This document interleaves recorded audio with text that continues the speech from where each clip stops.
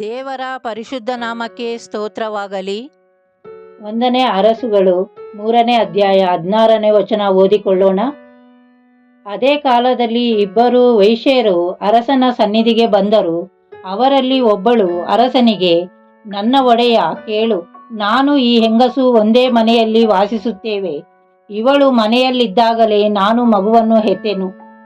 ನಾವಿಬ್ಬರು ಒಟ್ಟಿಗೆ ಇದ್ದೆವು. ನಮ್ಮಿಬ್ಬರ ಹೊರತು ಆ ಮನೆಯಲ್ಲಿ ಯಾರೂ ಇರಲಿಲ್ಲ. ಇವಳು ರಾತ್ರಿಯಲ್ಲಿ ತನ್ನ ಕೂಸಿನ ಮೇಲೆ ಹೊರಳಾಡಿದ್ದರಿಂದ ಅದು ಸತ್ತಿತು. ಮಧ್ಯರಾತ್ರಿಯಲ್ಲಿ ಇವಳೆದ್ದು, ನಿನ್ನ ದಾಸಿಯಾದ ನಾನು ಗಾಢ ನಿದ್ರೆಯಲ್ಲಿ ಇದ್ದಾಗ ನನ್ನ ಮಗುವನ್ನು ನನ್ನ ಬಳಿಯಿಂದ ತೆಗೆದುಕೊಂಡು ತನ್ನ ಮಗ್ಗಲಲ್ಲಿ ಇಟ್ಟುಕೊಂಡಳು. ಸತ್ತು ಹೋದ ತನ್ನ ಮಗುವನ್ನು ನನ್ನ ಮಗ್ಗಲಲ್ಲಿಟ್ಟಳು. ನಾನು ಹೊತ್ತಾರೆ ಎದ್ದು ಮಗುವಿಗೆ ಮೊಲೆ ಕುಡಿಸಬೇಕೆಂದಿರುವಾಗ ಅದು ಸತ್ತಿತ್ತು. ಆದರೆ ಅದನ್ನು ಬೆಳಕಿನಲ್ಲಿ ನೋಡಿದಾಗ ಅದು ನಾನು ಹೆತ್ತ ಕೂಸಾಗಿರಲಿಲ್ಲ ಎಂದು ಹೇಳಿದಳು. ಆಗ ಎರಡನೆಯವಳು, ಹಾಗಲ್ಲ, ಬದುಕಿರುವವನು ನನ್ನ ಮಗನು, ಸತ್ತಿರುವವನು ನಿನ್ನ ಮಗನು ಎಂದು ನುಡಿದಳು. ಮೊದಲನೆಯವಳು ತಿರುಗಿ, ಅಲ್ಲ, ಸತ್ತಿರುವವನು ನಿನ್ನ ಮಗನು, ಬದುಕಿರುವವನು ನನ್ನ ಮಗನು ಅಂದಳು. ಹೀಗೆ ಅವರು ಅರಸನ ಮುಂದೆ ವಾದಿಸುತ್ತಾ ಇದ್ದರು. ಆಗ ಅರಸನು, ಜೀವದಿಂದಿರುವ ಕೂಸನ್ನು ನನ್ನದು, ಸತ್ತಿರುವುದು ನಿನ್ನದು ಎಂದು ಒಬ್ಬಳು ಎನ್ನುತ್ತಾಳೆ. ಇನ್ನೊಬ್ಬಳು, ಅಲ್ಲ, ಸತ್ತಿರುವುದು ನಿನ್ನದು, ಜೀವದಿಂದಿರುವುದು ನನ್ನದು ಅನ್ನುತ್ತಾಳೆ.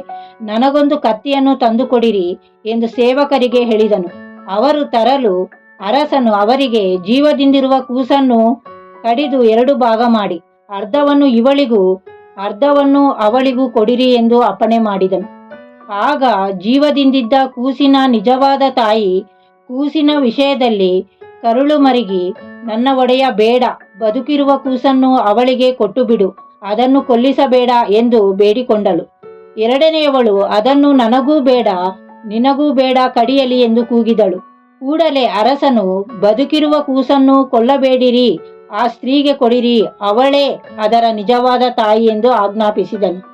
ಇಸ್ರಾಯೇಲರೆಲ್ಲರೂ ಅರಸನ ಈ ತೀರ್ಪನ್ನು ಕೇಳಿ, ನ್ಯಾಯ ನಿರ್ಣಯಿಸುವುದಕ್ಕೆ ಈತನಲ್ಲಿ ದೈವಜ್ಞಾನವಿದೆ ಎಂದು ತಿಳಿದು ಅವನಿಗೆ ಬಹಳವಾಗಿ ಭಯಪಟ್ಟರು. ಆಮೇನ್.